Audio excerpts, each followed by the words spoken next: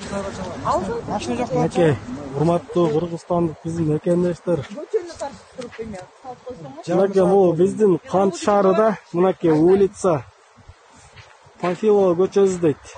Бул жерде адам кулап жатат. Жарым сааттан бери жатат да, ушул жерге милициялардан бери келди, келип карап эле кетип калып атышат да. Азыркы кырдаалды көрүп жатабыз баарыбыз элечи.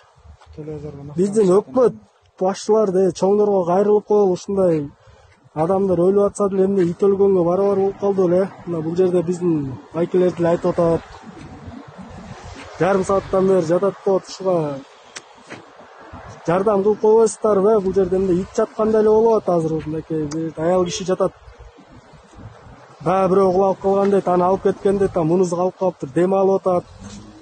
Арак-парак ичкен эмес, перегар жок, жакшынакай эле.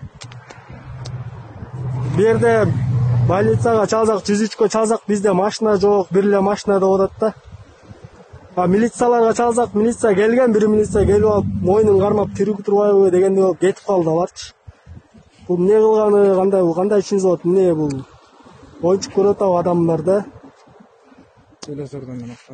Мынакей бул жерде Кант, улица Панфилова, Октябрьский дейсизби аке? Пересечение Октябрьский экен, Панфилова Октябрьский.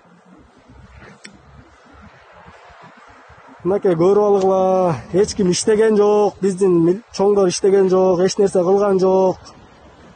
Значит, ушинтип Кудай сактасын, бир нерсе болуп кетсе, биздикилер карап эле мындай эч нерсе кылбай деле коюшу ыктымал экен да. Өзүбүз деле жетип калды окшойт. Мен аябай көп ичип коюптум, кечирип койгула. Просто бирөөгө таарындып аябай көп ичип коюптум, кечирип койгула. Больше так не повторится. Өзүм да уят болуп калдым азыр.